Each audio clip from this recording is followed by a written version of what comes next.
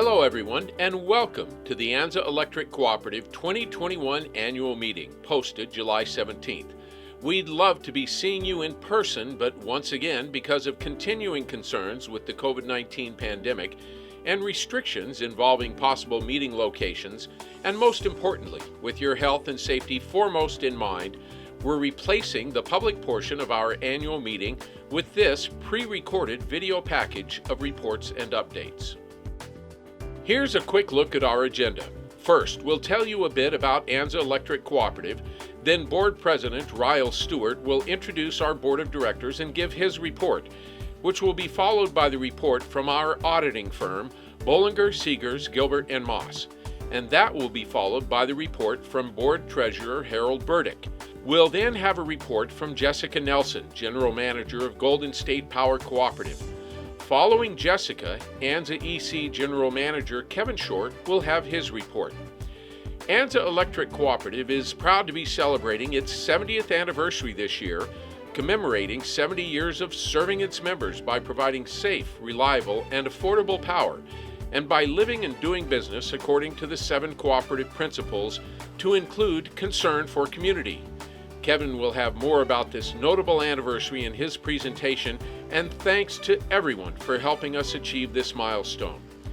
Kevin will wrap up this pre-recorded portion of our annual meeting as his report ends. We'll also have a PowerPoint presentation from Patrick Ledger, CEO of Arizona Electric Power Cooperative, our generation and transmission power provider, which will be posted on our website with this video package. At the conclusion of Kevin Short's report, the meeting will shift to a live broadcast from our local radio station KOYT-LP, owned by Anza Community Broadcasting, for the Board of Directors election results, followed by a question and answer period from our members. Now about Anza.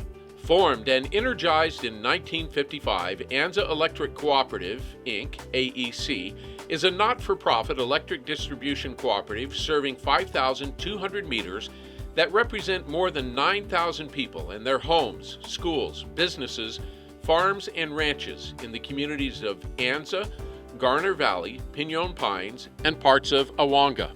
Since June of 2017, Anza EC has been providing its members with cost-effective, renewable solar energy through the 2-megawatt SunAnza solar plant, located on Anza EC property west of the cooperative's headquarters.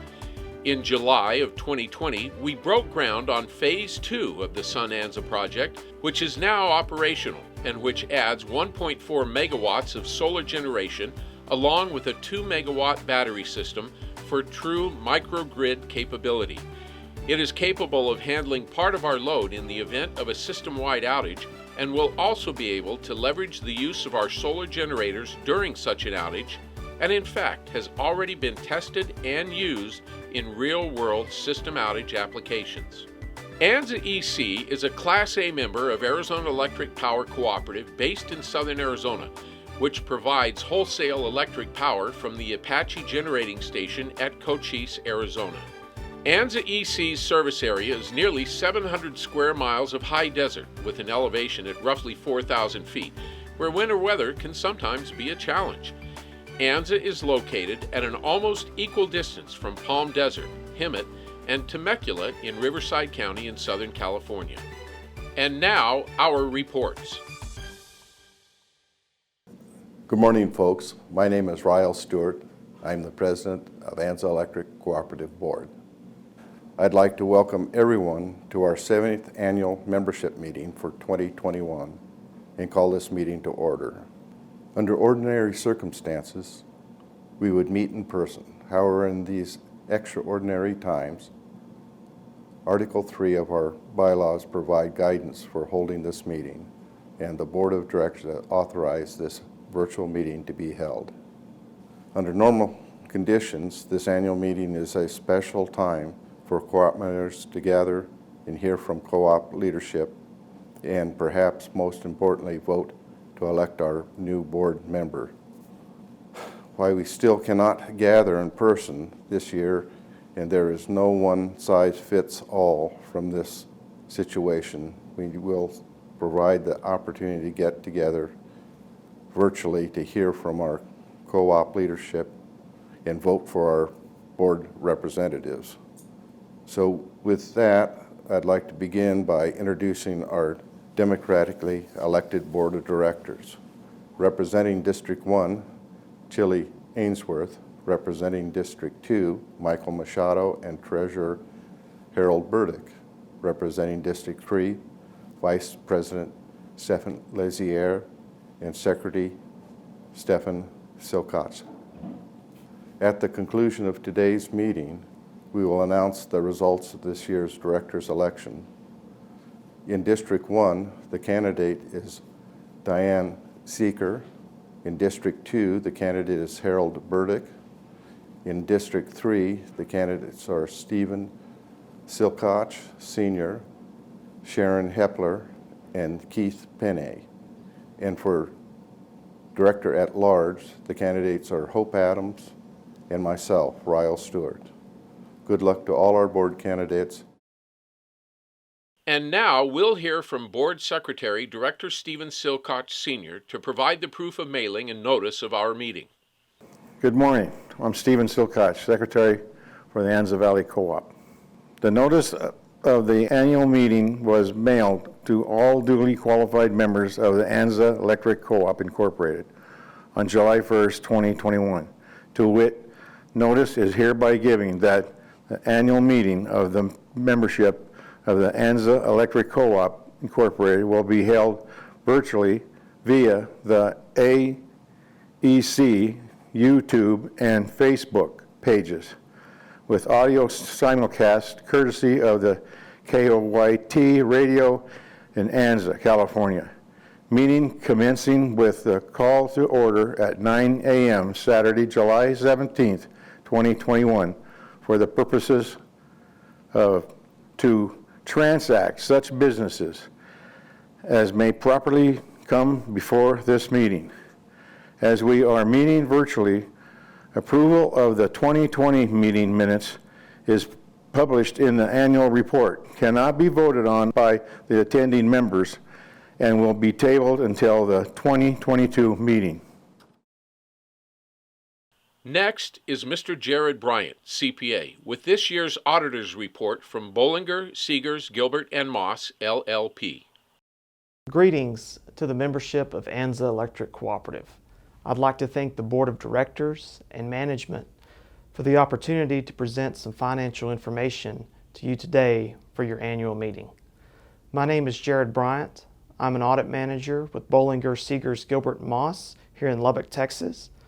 Our firm audits approximately over 70 electric cooperatives around the country, and we've had the pleasure of being Anza's external auditors for a number of years now.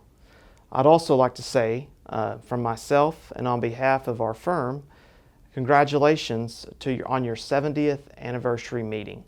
It seems just like yesterday that I was at your 65th annual meeting. And I know a lot has changed in these past 5 years.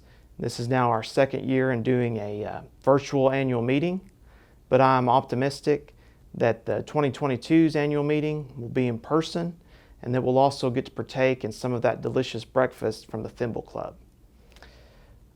In regards to the audit time frame this year, it was back on schedule after a little bit of a different approach due to the pandemic in 2020, but we were able to complete our audit fieldwork in May this past year and delivered our audit report to the Board of Directors for the June board meeting. And we are pleased to report what we shared with them to you all, that the cooperative received once again a clean, or what's referred to professionally as an unmodified audit opinion, meaning that the cooperative's financial statements were fairly presented in all material respects with generally accepted accounting principles. I'd like to look at some of that information with you as we go through some of the information that was sent in regards to your annual meeting. The first section we'll look at is the utility planet cost section. Before we begin, I would also like to point out something to remember in looking at these financial statements, is that Anza Electric Cooperative is comprised of two divisions, an electric division and a broadband division. For these financial statements, both of those divisions have been combined. So when you're looking at a line item this financial statement, that includes both the electric division and the broadband division. Another thing to keep in mind is that each division in terms of capital credits stands on its own, meaning that as a member of the electric division, you're only allocated capital credits based on your patronage in the electric division and the results of those operations. Similar on the broadband side. Currently, as with most new ventures, in those first couple of years, the broadband division has had some retained deficits that, pursuant to your bylaws, will be offset by any future margins. Once those deficits have been absorbed, then the members of the broadband division will begin to be allocated capital credits similar to the electric division, with the opportunity that those, per the discretion of the board of directors, would be retired at some point. But I thought that was just something that I might not have touched on in previous meetings, to remember that that is how your cooperative is set up, so that each division stands on its own, respectively.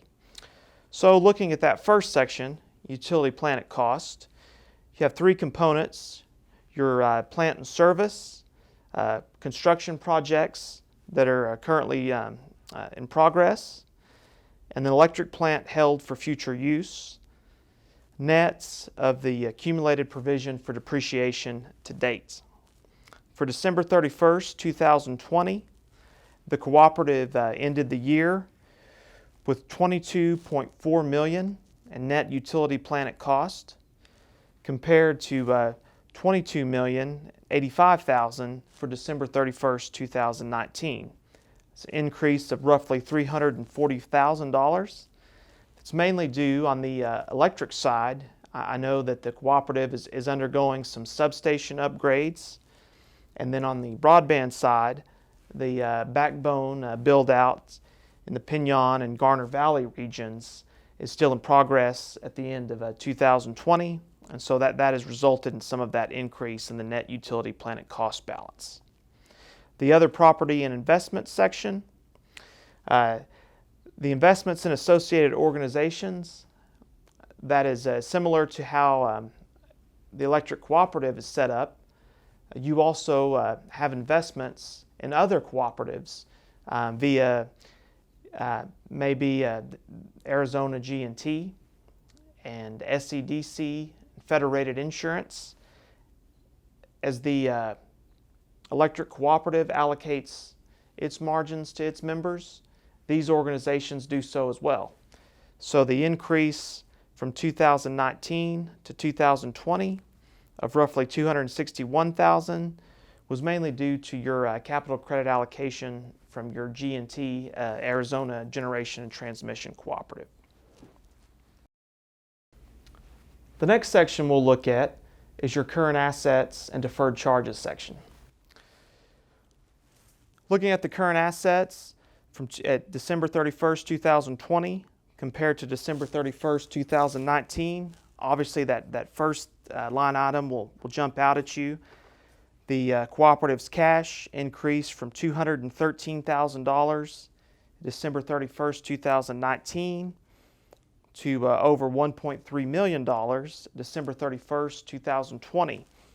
That increase in your cash balance was mainly driven by increased accounts receivable collection with the increased sales throughout the year, and also the timing of your long-term debt drawdowns in regard to ongoing construction projects in both the electric and broadband divisions.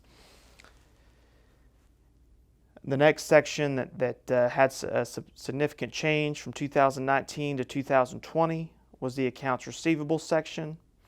It increased from almost $7 million December 31st, 2019 to almost $8 million at December 31st, 2020. And as we look later on at the income statement, I think you'll be able to see some of that increase was mainly driven in your residential class section from 2019 to 2020. Materials and supplies increased from $189,000 December 31st, 2019 to almost $833,000 December 31st, 2020, mainly buying materials and supplies for your ongoing construction projects. And then total current assets, $3 million increase from 2019 to 2020, mainly in that cash, accounts receivable, and materials sections. Deferred charges, not a lot of change there, $91,314 in December 31st, 2019, $90,000 in 2020. Total assets for December 31st, 2020, a $3.4 million increase from the $34,391,486 amount December 31st, 2019. The next section we'll look at is your current liabilities section. Current liabilities from December 31st, 2019 to December 31st, 2020 increased roughly $1.1 million from $8,790,000 in 2019 to $9.8 million December 31st, 2020. The main driver in this change resulted in your accounts payable other line items. You'll notice that December 31st, 2019, that balance was $6 million and roughly $31,000 compared to $7,137,000 December 31st, 2020. That increase was a result of increased contractor invoices related to construction projects and the increased activity in that area.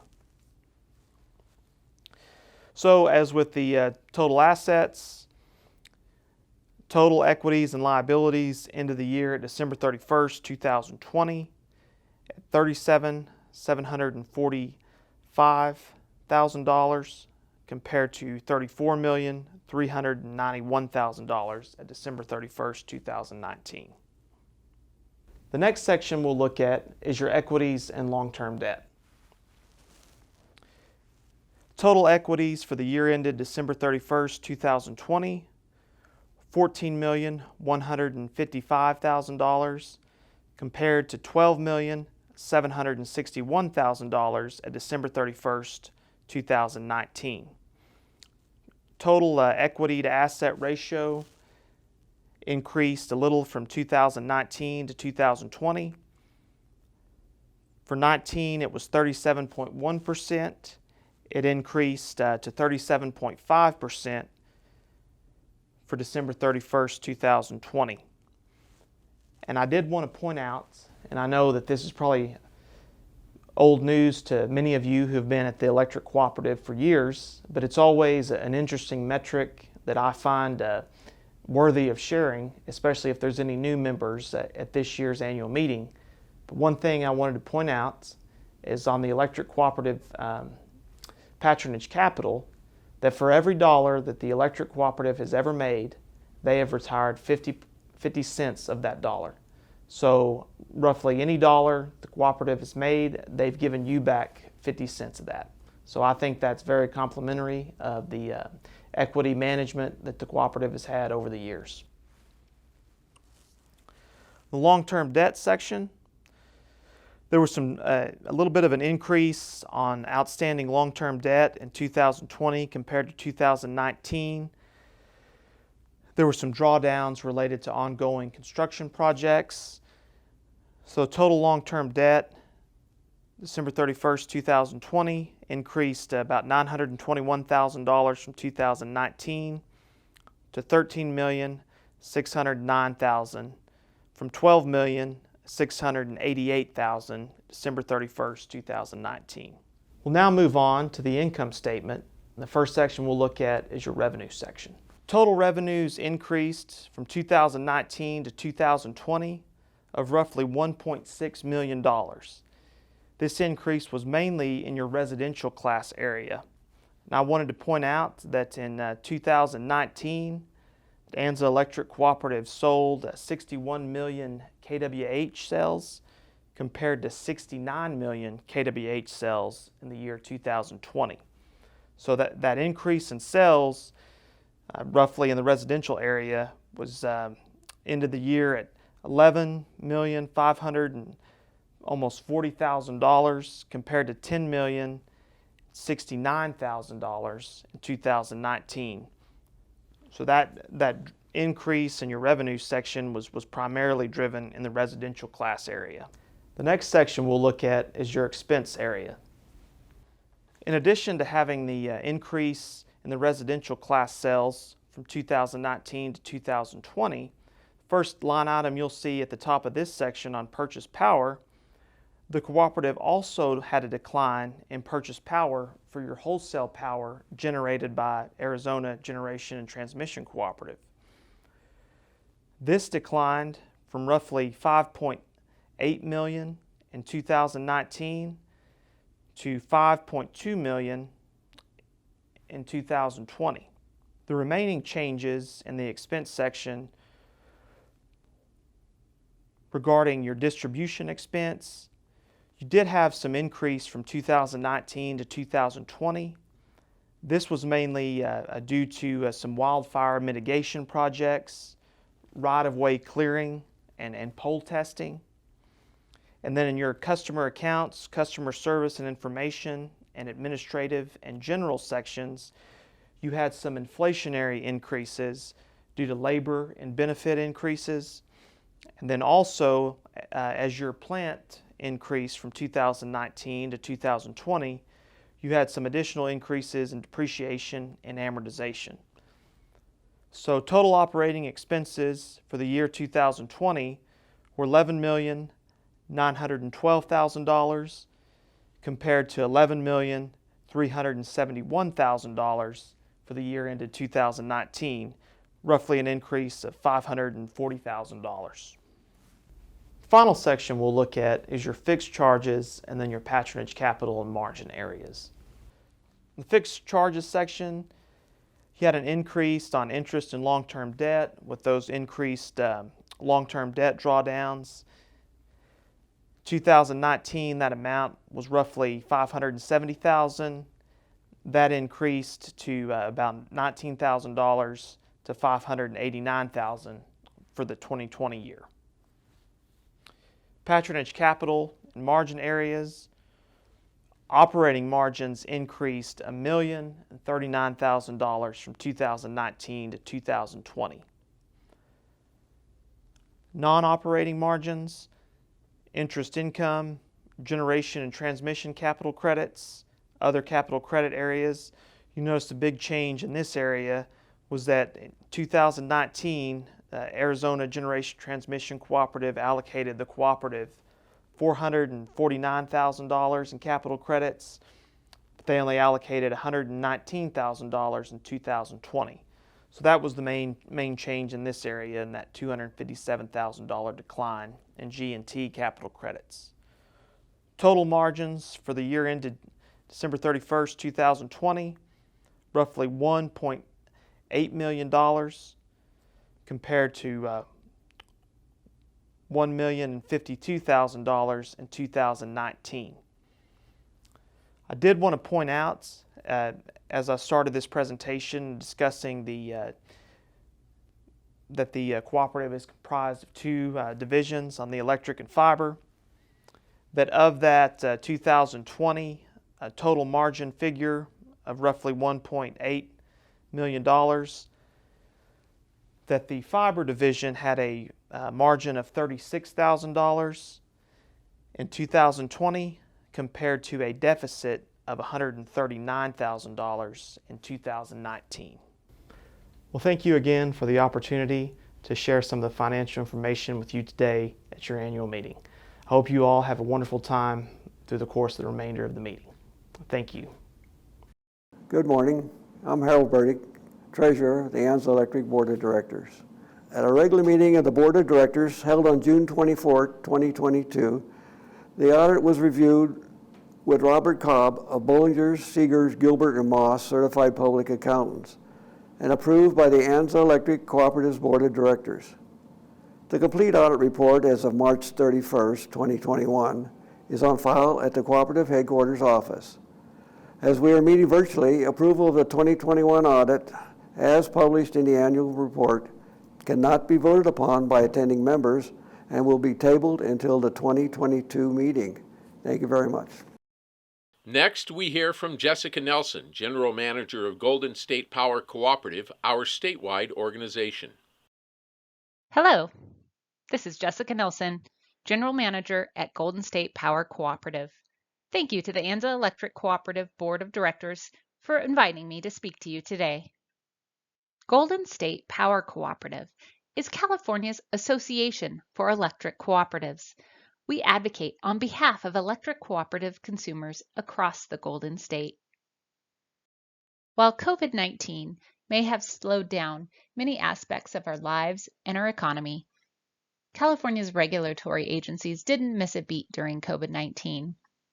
Most of this presentation will include updates on all the actions that California's regulatory agencies have taken over the last year. The California Energy Commission has several functions. However, we've been focusing on the implementation of SB 100 during the last year. SB 100 was passed in 2018, and it established a landmark policy requiring renewable energy and zero carbon resources to supply 100% of electricity sales by 2045. This accelerated California's already ambitious goals of 60% renewable energy by 2030. SB 100 also requires the CEC, the CPUC, and the Air Resources Board to prepare a report to evaluate the challenges and opportunities in implementing SB 100. This report set a course for different agency actions moving forward to implement this rule. Initial analysis in the report suggested that SB 100 is technically achievable, though it will raise electricity rates. Golden State Power Cooperative will be working hard on behalf of you, of the electric cooperative consumers, to ensure that your electricity is not only clean, but also affordable. Our primary interaction with the California Air Resources Board is through the Cap and Trade program. The Cap and Trade program is a key element of California's strategy to reduce greenhouse gas emissions. It complements other measures and is meant to ensure that California can cost-effectively meet its goals for greenhouse gas emissions reductions. As you can see from the graph, the Cap and Trade program started back in 2012. And the floor price of an allowance has crept from $10 to almost $18. That upward pressure is meant to provide market pressure to encourage the reduction in greenhouse gases. This year, CARB has initiated the development of the update to the AB 32 Climate Change Scoping Plan, which will be due in 2022. And this will reflect California's goal to achieve carbon neutrality in 2045. Golden State Power Cooperative will be working closely with other utilities to try to ensure the most cost-effective way to reach California's goals. The California Public Utilities Commission has initiated several proceedings over the last year to implement various pieces of legislation. These proceedings have either a direct or indirect impact on Anza Electric Cooperative, and we are watching these proceedings and engaging in them appropriately to advocate for electric cooperative consumers. The Wildfire Safety Advisory Board is a new board, and it is tasked with reviewing all of the wildfire mitigation plans for California's electric utilities. Since this was the first year that we submitted our wildfire mitigation plans to the Wildfire Safety Advisory Board, they provided us with initial review and feedback in December of 2020.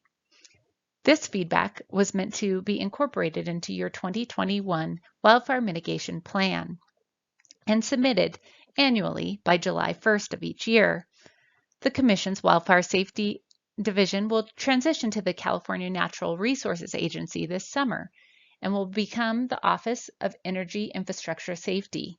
We'll be monitoring this transition and ensuring we know what Anza Electric Cooperative is required to do in order to be compliant with the Wildfire Safety Advisory Board's goals. The California legislature rebounded from an array of procedural bumps due to COVID-19. While access to the halls of the Capitol has been restricted until just recently, legislators didn't waste any time proposing almost 2,500 bills so far this session.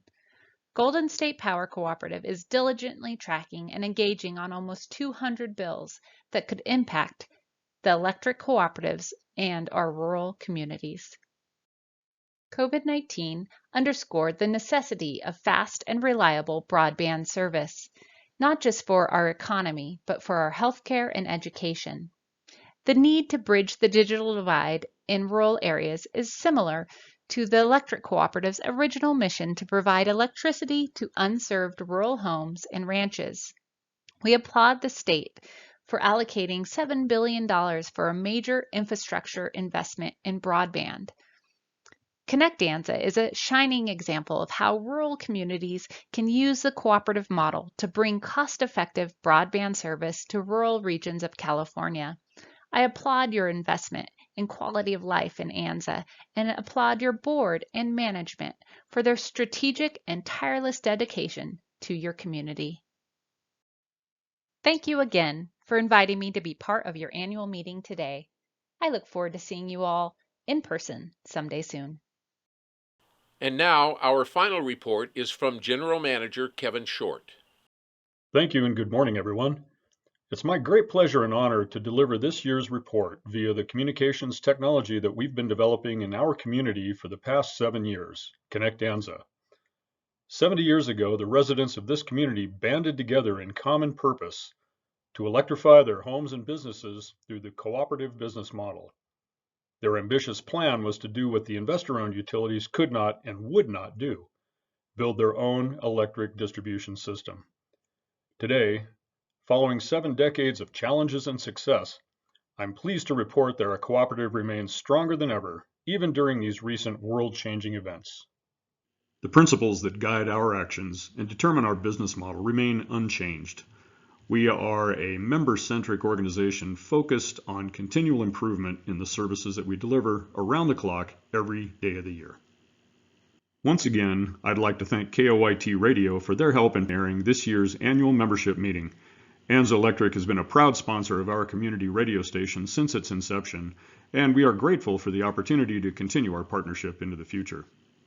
It's been my honor and privilege to work with the finest group of dedicated and professional individuals anywhere. The employees of our cooperative are hard at work every day to ensure the best possible utility service for our members. Thank you, team. Celebrating their 5-year anniversaries with us this year are Sean Trento and Steve Abbott. Don Downing has been with us for 15 years. Next, we'll hear a few words from our management group. Good morning. My name is Jennifer Williams. I am the Government Relations Liaison and Human Resources Director for Anza Electric Cooperative. For government relations, I am responsible for all of the regulatory reporting and some of the specific plans that have been set forth by the state. I lobby on behalf of the cooperative along with the statewide organization and our general manager. In terms of managing the HR department, my responsibilities include employee functions, employee wellness programs, benefits, payroll, anything that you would think of that would involve employees. Hi, my name is Debbie Winger. I'm the Member Services Manager. Member Services has worked diligently to provide the best possible service in spite of the COVID challenges this past year. We had the department divided into groups to limit exposure, and we made changes to the lobby, which protected our members and our employees so we could keep the lights and the internet on. I'm very proud of our Member Services representatives and all of our employees. They've been resilient and adapted well to provide excellent service to our members. I'm Sean Trento. I'm the Network Administrator for Connect Anza. We're the department that brings internet access to subscribers for business and residential use. This year we've been able to, due to some core upgrades that we've done on our network, we're able to offer enhanced services. We have now our 300 megabit download speed offering. We've also been able to introduce a low-income 20 megabit download offering that helps families that need it with internet connection without a high cost. It's only $20 a month for 20 megabits, which is enough to do homework and get the essential things in life done. We've also been working on an upgrade that will allow us to offer gigabit service within the year. Hi, my name's Laura Snyder-Manso, and I am the Office Services Manager at Anza Electric Cooperative. First and foremost, following the generally accepted accounting principles is of primary importance. In good faith, all of the transactions recorded in Anza Electric Cooperative's books are appropriate and proper. The accounting department works with all departments to make sure of this. From preparing member bills for electric usage and now for internet and phone service, to receiving payments for those bills, from purchasing materials and services needed to maintain the utility structures, to posting those materials to the proper general ledger accounts. From summarizing the utility general ledger accounts, to preparing financial reports and state and federal tax forms, and from summarizing your patronage, the member-owner patronage, which forms the foundation of our cooperative business model, to making sure your capital credits are delivered appropriately each year when possible. We are proud to be part of this cooperative and to make sure that it remains financially sound so that we can provide the service to our members in the years to come. Thank you. Hi, I'm Brian Bahari. I'm the Operations Manager here at Anza Electric Cooperative. Operations is really the business end of Anza Electric. If you meet somebody in the field, 95% chance they're with the operations department. Operations consists of several sub-departments. First would be metering, run by our metering technician. Then there would be the line crew, which consists of both journeyman and apprentice linemen out in the field doing the maintenance and construction. Then we have our engineering department that consists of our engineering supervisor and our staking engineer. They're the ones who stake jobs for construction and do inspections. And then we have our warehouseman who maintains our warehouse stock and makes sure we have all the parts and transformers that we need to keep in business. Earlier in the meeting, we heard from our auditor on this year's financial records. I'd like to point out just a few highlights from a very successful year, as well as the trends from the last several years. Our energy sales reached yet another record at almost 69,000 megawatt hours. As our energy sales climb, so does our revenue. This year at just under $14 million, another record. And our bottom line net margins for the year were at an all-time high of just over $1.8 million. Our net margins continue to climb as our business model expands and grows with the community. This year's margins are the highest in our history. In total for the last 6 years, we've delivered $7.5 million to the bottom line for our members. Gross revenue has increased 56% in that same period. Now, the growth and development of our system has resulted in a phenomenal increase for our total plant value of 69% since 2015. This includes our investment in Connect Anza infrastructure. And finally, in total, we have allocated $24.6 million in capital credits to our members. Possibly the best aspect of cooperative membership is the financial participation in the business model by those receiving service. Anza Electric has returned over $12 million to our members over the years based on patronage. We lead the electric cooperative industry across the nation by retiring 50% of our capital credits allocated back to our members. Watch for this year's retirement coming in September.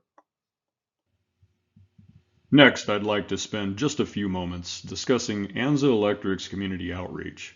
Concern for community is one of the most important cooperative principles that we abide by, and we are deeply committed to taking care of our members and providing the type of programs and services that fulfill this commitment. Each year, we send high school juniors from our service territory on a week-long trip to our nation's capital, where these cooperative ambassadors have the opportunity to mix and mingle with thousands of other students from across the country while touring Washington, D.C. and learning how our democracy functions. Unfortunately, This program was a victim of the pandemic, and the trip was canceled for this year. We hope to have a decision soon from our national organization to begin the program again later this year. The Co-op Connections program offers discounts for local and national businesses to our members. There are hundreds of available discounts, and this program is available to every one of our members. Please see our website or contact us directly for more information. Now more than ever, our cooperative care program is an essential aid to get through rough times. Funded in part by our Operation Roundup program, which uses proceeds from participating members who voluntarily round their bills up to the nearest dollar, the program provides once-a-year relief of up to $300 per family in our service territory. This program is administered by the Thimble Club, and applications are available on our website. To date, we have helped more than 350 local families with over $130,000 in assistance. And here are some of the local groups we've worked with in providing assistance and support for their programs that benefit our community.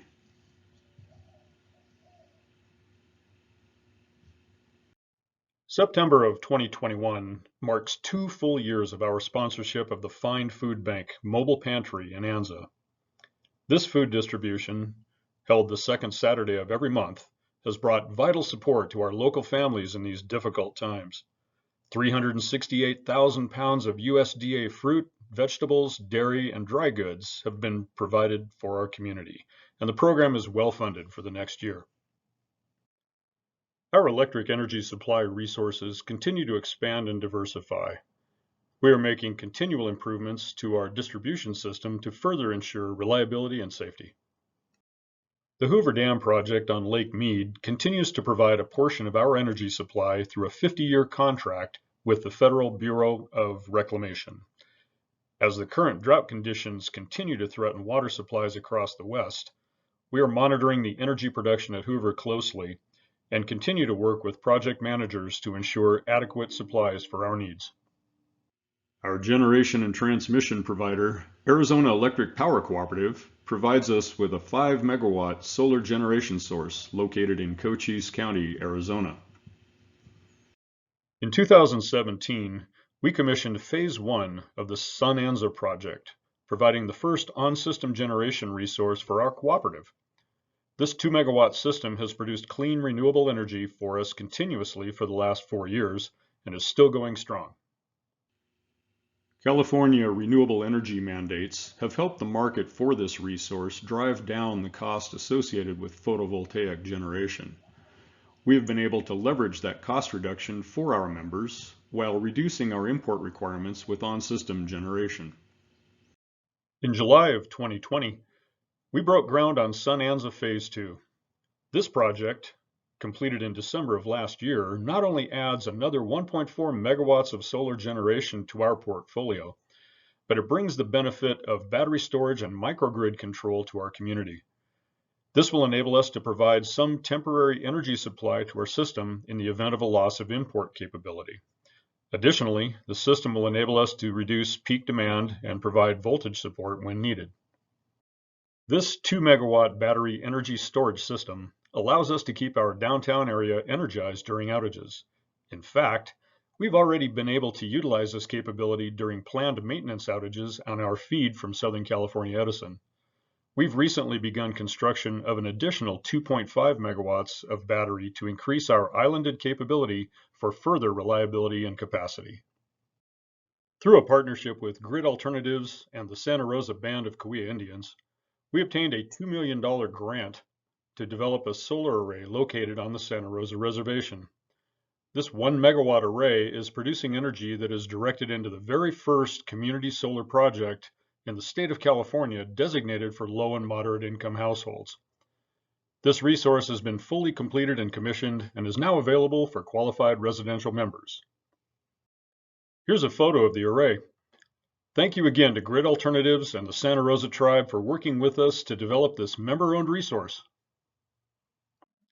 Anza Electric's #1 job is to provide safe and reliable service to our members, just as our mission statement describes.